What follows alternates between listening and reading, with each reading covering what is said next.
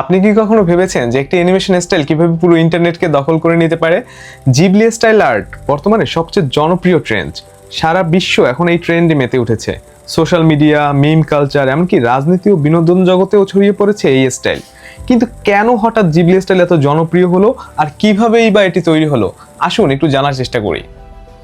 চ্যাটজিপিটির CEO Sam Altman সম্প্রতি x হ্যান্ডেলে একাধিক পোস্ট করেছেন, যা 1 ঘন্টার ভিতরে একটি রেকর্ড তৈরি করেছে। প্রথম পোস্টটি বেশ মজার ছিল। তিনি বলেছেন, আমাদের কর্মীদের ঘুম দরকার, আপনারা এখন একটু থামুন। দ্বিতীয় আরেকটি পোস্টে বলা হয়েছিল যে 26 মাস আগে চ্যাটজিপিটি লঞ্চ হয়েছিল, আমরা 5 দিনে 1 মিলিয়ন ইউজার পেয়েছিলাম তখন। অথচ অবিশ্বাস্য ব্যাপার হলো মাত্র 1 ঘন্টায় আমরা 1 মিলিয়ন নতুন ইউজার পেয়েছি। লাস্টে আরও একটি পোস্ট করেছেন, সেখানে বলা হয়েছে, আওয়ার জিপিইউজ আর মেল্টিং, সার্ভারে প্রচণ্ড চাপ পড়েছে, তাই আমরা অস্থায়ীভাবে কিছু লিমিট যোগ করছি, তবে শিগগিরই তা তুলে নেওয়া হবে। এই ঘোষণার পরপরই ইন্টারনেটে অনেক মজা শুরু হয়ে গেল। জিবলি স্টাইল আর্ট এবং মিমের অনেক বন্যা বয়ে গেছে এবং দেখা যাচ্ছে স্যাম অল্টম্যানকে এ নিয়ে অনেকে রসিকতাও শুরু করেছেন। সেখানে এনভিডিআর একটা মিম শেয়ার করা হয়েছে যে এভাবে তোমাদের কি এনভিডিআর চিপস দরকার কিনা। জিবলি এই শব্দটির অর্থ হলো সাহারার মরুঝড় বা হট ডেজার্ট ওয়াইন।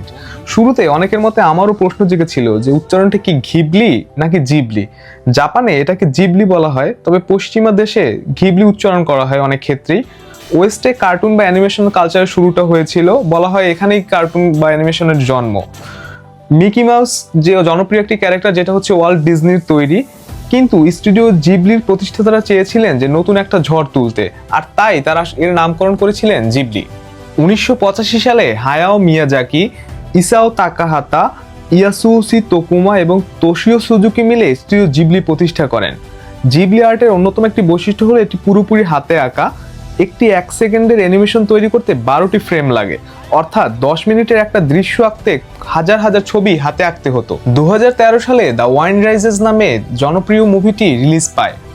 এই মুভির একটি ব্যস্ত ট্রেন স্টেশনের মাত্র 4 সেকেন্ডে একটি দৃশ্য তৈরি করতে সময় লেগেছিল প্রায় 1 বছর 3 মাস। মাত্র 4 সেকেন্ডে একটি দৃশ্য আঁকতে এত সময় লেগেছে কারণ প্রতিটি হাঁটার গতি, চোখের দৃষ্টি, অথবা হাওয়ায় ওড়া চুল, কিংবা একজনের সঙ্গে আরেকজনের যে দেখা হওয়ার মুহূর্ত, এই সব কিছুই নিখুঁতভাবে ফুটিয়ে তোলা হয়েছিল। এই মাত্রার ডিটেলিং এর জন্য একজন শিল্পীর প্রচুর পরিমাণে পর্যবেক্ষণ দরকার এবং অনেক গবেষণা করতে হয়েছিল। জিবলি স্টুডিওর অনেকগুলো মাস্টারপিস মুভি রয়েছে, তার ভিতরে একটি উল্লেখযোগ্য মুভি হলো দ্য ওয়াইন্ড রাইজেস, যেটা 2013 সালে প্রকাশিত হয়েছিল। একজন জাপানিজ ইঞ্জিনিয়ারের জীবনী নিয়ে তৈরি গল্প, যেখানে যুদ্ধের সময় সে কিভাবে তার স্বপ্নের বিমান তৈরি করেছিল এবং বাস্তব জীবনের কঠিন চ্যালেঞ্জ কিভাবে সে মোকাবিলা করেছিল, তাই নিয়ে এই গল্প। 2 নম্বর আরেকটা মুভি হচ্ছে the castle in the sky, যেটা 1986 সালে প্রকাশিত হয়। একটি রহস্যময় উড়ন্ত শহরের সন্ধানে 2টি শিশু অ্যাডভেঞ্চারে বের হয়, সেই নিয়েই গল্প। এবং আরেকটি মুভি হচ্ছে প্রিন্সেস মনোনাগ, যেটা 1997 সালে প্রকাশিত হয়, যেখানে মানুষ এবং প্রকৃতির ভিতরে যে দ্বন্দ্ব, সেটি নিয়ে গল্প। এক রাজকন্যা বন রক্ষা করতে গিয়ে যুদ্ধ করে, যেখানে মানুষ প্রকৃতিকে ধ্বংস করার চেষ্টা করেছে এবং রাজকন্যা সেটাকে রক্ষা করার জন্য চেষ্টা করে যাচ্ছে।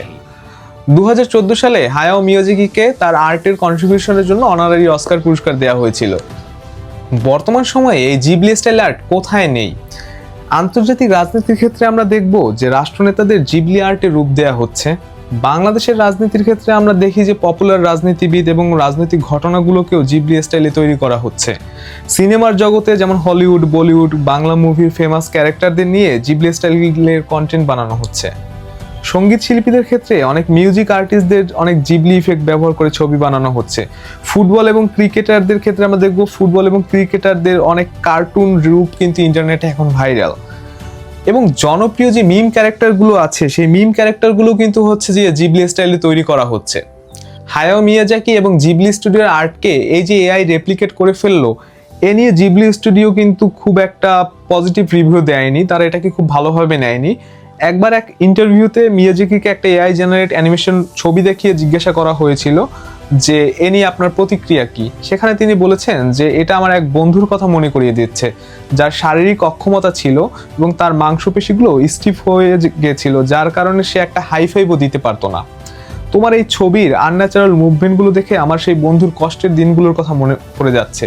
এটা আমার কাছে মোটেও এন্টারটেইনিং লাগছে না, বরং আমি গভীরভাবে বিশ্বাস করি এটি জীবনের প্রতি চরম অপমান।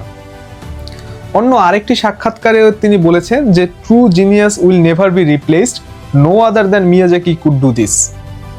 এখন প্রশ্ন হলো, এআই কি হাতে আঁকা শিল্পের বিকল্প হতে পারে? নিশ্চয়ই পারে না। এই যে এত এত ইউজার যারা হচ্ছে খুব সহজলভ্য ইন্টারনেটকে ব্যবহার করছে, এআই কে ব্যবহার করছে, তাদেরকে এর ব্যবহার থেকে দূরে রাখা যাবে? নিশ্চয়ই যাবে না। তাহলে এক্ষেত্রে আমরা কি করতে পারি? আমরা যেটা করতে পারি যে কোম্পানিগুলো যদি আরেকটু মানবিক হয় এবং হচ্ছে যে আর্টের প্রতি তারা আরো সহানুভূতিশীল হয়, এক্ষেত্রে যদি পারমিশনটা ঠিকঠাকভাবে ব্যবহার করা হয় তাদের থেকে, তাহলে হয়তো হচ্ছে শিল্পের যে মর্যাদা সেটাকে একটু রক্ষণ রাখা সম্ভব।